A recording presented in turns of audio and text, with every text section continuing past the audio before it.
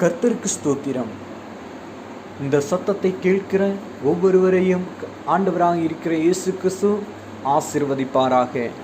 இன்றைய சிந்தைக்காக நாம் எடுத்துக்கொண்ட வேத பகுதி எபிரேயர் 13வது அதிகாரம் அதனுடைய 5வது வசனம்.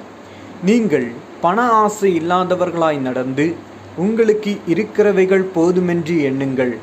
நான் உன்னை விட்டு விலகுவதுமில்லை, உன்னை கைவிடுவதுமில்லை என்று அவர் சொல்லியிருக்கிறாரே. எபிரேயர் 13வது அதிகாரம் 5வது வசனம். இன்றைய செய்தியின் தலைப்பு, போதுமென்ற மனம் நமக்கு வேண்டும். ஒரு மனிதன் தன்னுடைய சிறிய படகை எடுத்துக்கொண்டு எளிய முறையில் மீன்பிடித்து தன்னுடைய குடும்பத்தை நடத்தி கொண்டிருந்தான். ஒரு நாள் மீன்பிடிக்க சென்றபோது தன்னுடைய வலையில் பெரிய மீனொன்று மாட்டிக்கொண்டது. அந்த சிறிய படகின் மூலம் அந்த பெரிய மீனை கரைக்கு கொண்டு வருவது ரொம்ப கடினமான ஒரு காரியமாக இருந்தது. ஆனால் தன்னுடைய பேராசையின் காரணமாக எப்படியாவது அந்த பெரிய மீனை கரைக்கு கொண்டு வந்து விட வேண்டும், எப்படியாவது அந்த பெரிய மீனை கரைக்கு கொண்டு வந்து விற்று பணம் உண்டாக்கி நன்றாக வாழ வேண்டும் என்று அவன் நினைத்தான். தன்னுடைய பேராசையின் காரணமாக பல முயற்சிகளை அவன் மேற்கொண்டான். வெகு நேரம் அவன் முயற்சி செய்தான், கடினமாக உழைத்தான். ஆனால் கடைசியில் அந்த பெரிய மீனை கரைக்கு கொண்டு வர முடியாத நிலைமை வந்தது. அவனும் களைத்து போனான், நேரமும் சென்று கொண்டே இருந்தது. கடைசியில் அந்த பெரிய மீனை வலையோடு நடுக்கடலில் விட்டுவிட்டு அவன் கரைக்கு வந்து சேர்ந்தான். வழக்கமாக பிடிக்கும் கொஞ்சம் மீன்கள் கூட அன்றைய நாளில் அவனுக்கு கிடைக்காத ஒரு சூழ்நிலை வந்துவிட்டது. எனக்கு அன்பானவர்களே, பேராசையின் காரணமாக கிடைக்க வேண்டிய ஆசீர்வாதம் கூட அவனுக்கு கிடைக்காமல் போனது. வேதத்தில் பார்க்கும்போது வேத திட்டத்தின்படி ஆபிரகாமோடு இருந்த லோத்துவின் இருதயத்தில் கூட பெரிய பெரிய ஆசைகள் புகுந்ததால் ஆபிரகாமின் நல்ல உறவை இழந்து போனார் லோத்து. அதன் விளைவாக சொத்து சுகங்களை தக்க வைக்க முடியாமல் போனதோடு வாழ்க்கையின் இறுதி நாட்களில் மிகுந்த மன வியாகுலத்தோடு முடிக்க வேண்டிய ஒரு சூழ்நிலை வந்தது. ஏவாளுடைய வாழ்க்கையை பார்க்கும்போதும் ஏவாளின் இருதயத்தில் பிசாசானவன் மிகப்பெரிய ஆசையை நுழைய விட்டான்.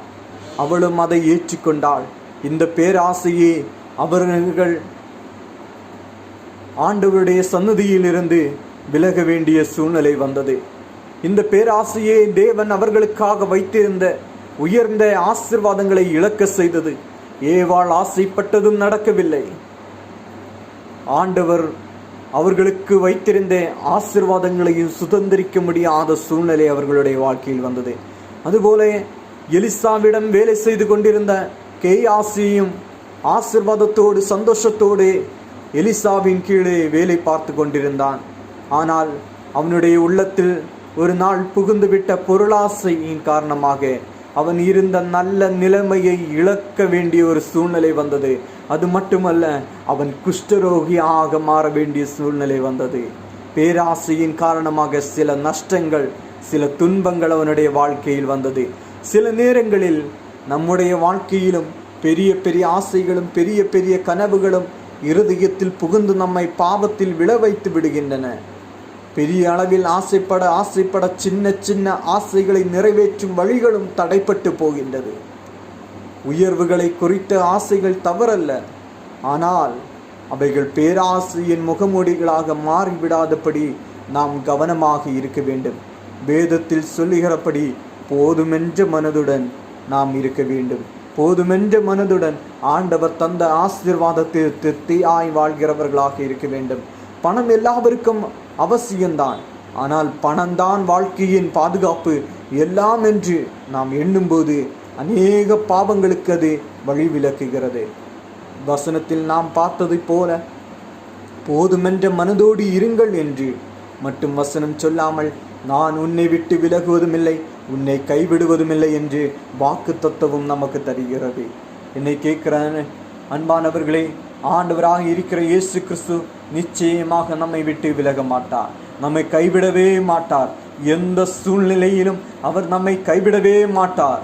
போதுமென்ற மனதோடு ஆண்டவர் தந்த ஆசீர்வாதத்தில் சந்தோஷமாக நாம் வாழ்வோம் என்றார் நிச்சயமாக ஆண்டவர் நம்மை கைவிடாதபடி அன்றென்று தேவையான எல்லா தேவைகளையும் சந்தித்து நம்மை ஆசீர்வதித்து நம்மை உயர்த்தி வழி நடத்துவார். ஒரு பாடல் இப்படி சொல்லுகிறது, பணமயக்கம் எல்லாவித தீமைகளின் தொடக்கம், சிற்றின்பம் எச்சரிக்கை உன்னை நடப்பிணமாக்கிவிடும் என்று. வசதியை தேடி ஓடாதே, அது தொடுவானம். வசதிகள் நிறைவு தருவதில்லை, வானத்தை எவரும் தொடுவதில்லை என்று. பணமயக்கம் வராமல், பேராசை வராமல் நம்முடைய இருதயத்தை நாம் காத்துக் கொள்கிறவர்களாக இருக்க வேண்டும். நாம் எப்போதும் கவனமாக இருக்கிறவர்களாக இருக்க வேண்டும். அப்படி இருந்தால் நமக்கு வர வேண்டிய ஆசீர்வாதங்கள் நம்மை வந்து சேரும். நம்முடைய ஆசீர்வாதங்கள் தடைப்பட்டு போகாது. நிச்சயமாக ஆண்டவர் நமக்கு தர வேண்டும் என்று வைத்திருக்கிற ஆசீர்வாதங்கள் நமக்கு நிச்சயமாக வரும். ஒரு நிமிடம் ஜெபம் பண்ணுவோமா? எங்களை அன்பா நேசிக்கிற நல்ல பிதாவே, இந்த அருமையான நேரத்தில் எங்களை உங்களுடைய சமூகத்தை தாழ்த்தி ஒப்பு கொடுக்கிறோம் ராஜா. ஆண்டவரே, நாங்கள் சிந்தித்ததை போல போதும் என்ற மனதோடு வாழ எங்களுக்கு கிருபை தாங்க ராஜா.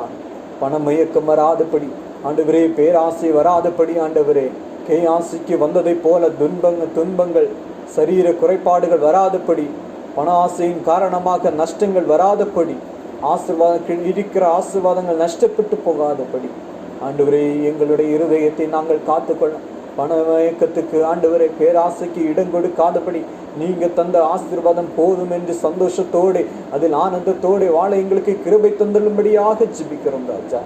இந்த சத்தத்தை கேட்ட ஒவ்வொருவரையும் ஆசீர்வதியும். பணமயக்கம் இல்லாமல், பேராசை இல்லாமல் உண்மையில் சந்தோஷத்தோடு வாழ கிருபை செய்யுங்க ராஜா. உன்னை விட்டு விலகுவதுமில்லை, உன்னை கைவிடுவதும் இல்லை என்று சொன்னீரே. ஆண்டவரே, எங்களை விட்டு விலகாமல், எங்களை கைவிடாமல் அனைதினமே எங்களோடு கூட இருக்கிற உங்களுடைய கிருபைக்காக உமக்கு ஸ்தோத்திரம் ராஜா. இனியும் கூட இல்லை. Thank you Jesus. ஜெபம் கேட்டதற்காக நன்றி. இயேசுவின் மூலம் ஜெபிக்கிறோம் நல்ல பிதாவே. ஆமென்.